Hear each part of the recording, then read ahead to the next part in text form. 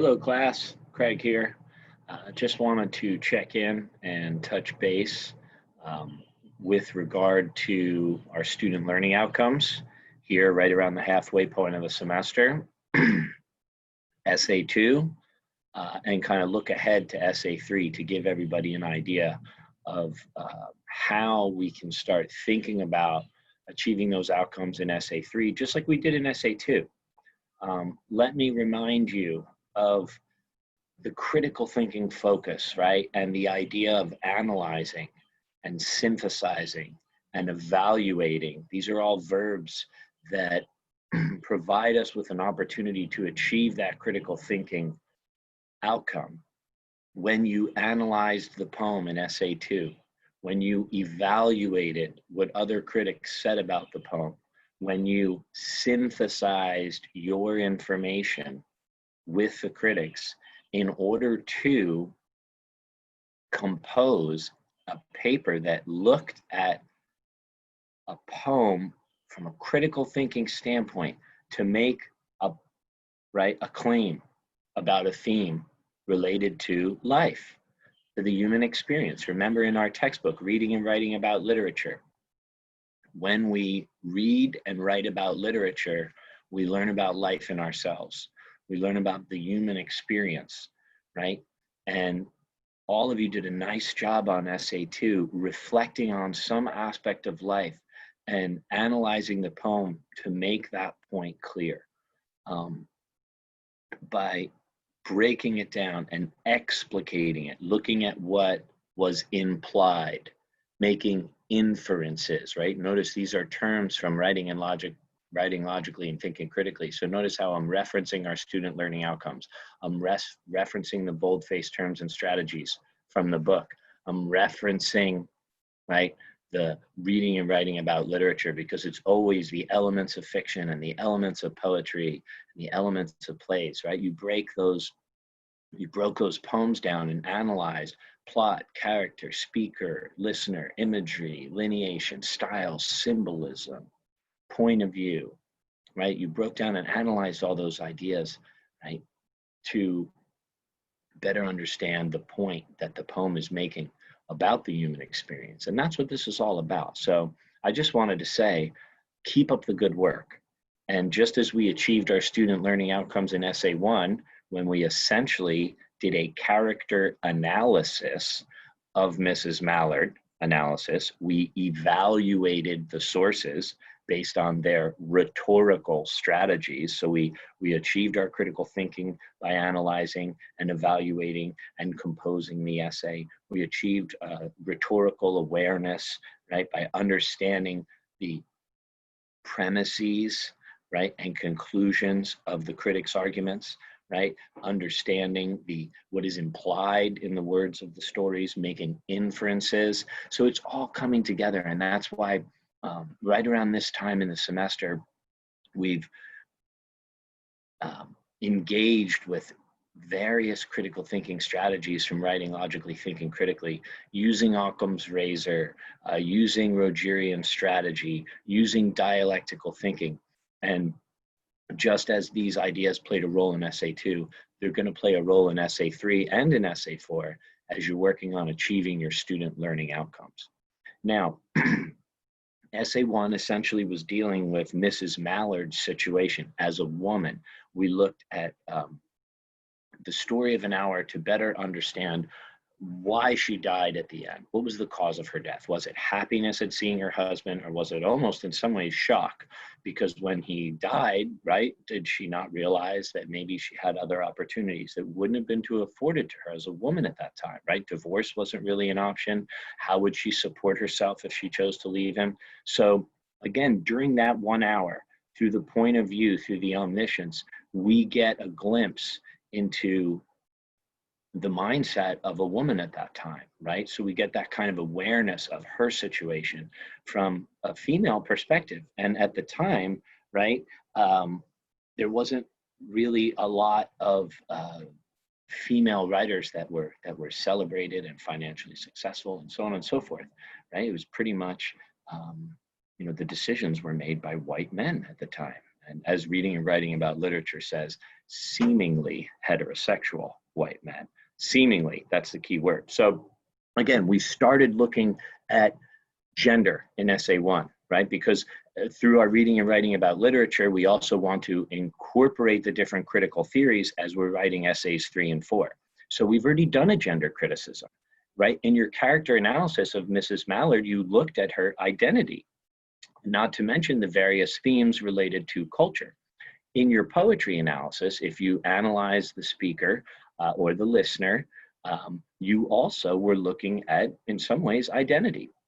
Now, what's interesting is as we kind of move from Hamlet to Macbeth and we move into essay 3, all of the things that we did in essays 1 and 2 to fulfill our learning outcomes, the analysis, right, the evaluation, the composition, we're going to continue doing that. But now things get interesting because for essay 3, you have multiple abstract terms to choose from.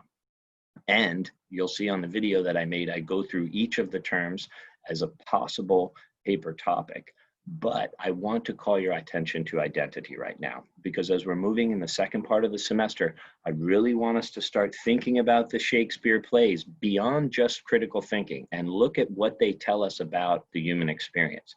Think about it, right? In the beginning of Hamlet, he needs proof, he needs premises to support his inference, his conclusion that he should kill Claudius. So then once he gets it, right, what happens then?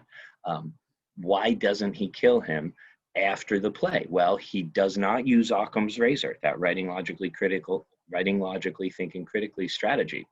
He lets his hubris, his arrogance, fuel his decision-making process, as many people in positions of power do. And he literally gets away with the murder of Polonius because he's the prince. So as the bodies pile up in the tragedy, we can see how Hamlet abandons his use of logos and ethos for too much, right, emotional decisions, and he lets his hubris, his arrogance fuel his decision-making process, and hence the body count piles up. And at the end, right, this idea of does Claudius, get it, is justice served, right? And we could think about Hamlet bigger picture in terms of capital punishment, right? If someone commits a crime of murder, what is? I mean, do they deserve to die? Global issues, human experience issues.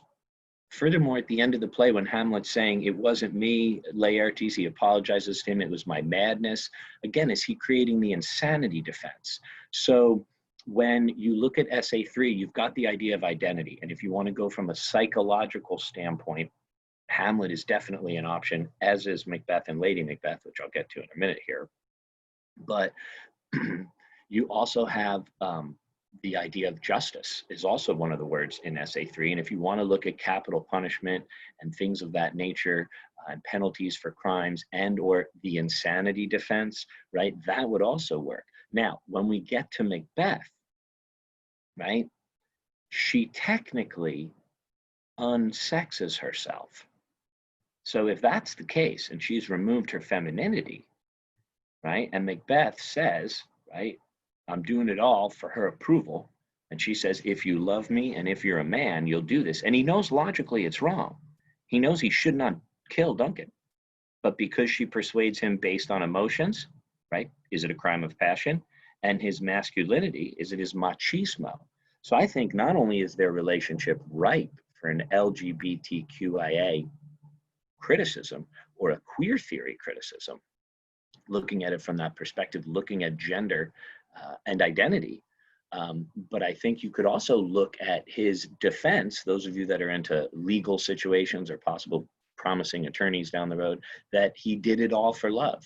Same after the situation with Duncan's guards. He says, I did it all for love. So it's very interesting how we have this idea of crimes of passion. We have her unsexing herself, removing her femininity. She literally asks the evil spirits to replace, take my milk for gall, you murdering ministers, right? Who in your sightless substance wait on nature's mischief, right? Lady Macbeth. So again, I mean, she removes her breast milk, probably one of the most symbolic aspects of femininity and the nurturing aspect of a mother being able to birth a child, and she wants it replaced with poison. So I think not only is that right for a gender criticism, but you could also look at both of these plays from a sense of justice. And for those of you, right, as you refresh yourself with the different literary criticism and theories as described on pages 170 to 183 in Reading and Writing About Literature, as you refresh yourself with those theories, you'll notice that with LGBTQIA criticism and queer theory, it's not just the presence of any sort of same-sex or gender ideas or homosexual overtones or lesbian moments, it's the absence as well. So you could even look at it from the perspective of, why do Laertes and Polonius tell Ophelia she has to refrain from having sex with Hamlet because she needs to get married one day, and if she sleeps with him too soon, he won't marry her? Why does she need a man? Why does she have to get married? Why are there those double standards, right? You could start thinking about fallacies when looking at identity, as well as we kind of move forward with our readings and writing logically, thinking critically, and we come across those fallacies. They can easily be applied to essay number 3, along with strategies such as Occam's razor and dialectical thinking and Rogerian argument and Rogerian strategy. So hopefully this video helps you kind of recognize what you did correctly on essays 1 and 2, and what we're going to continue to do more of to achieve our student learning outcomes.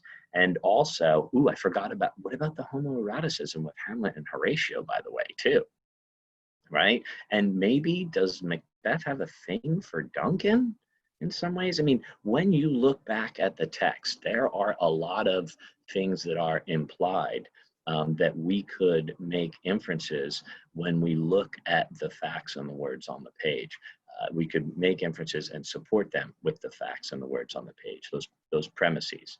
So that being said, to be continued.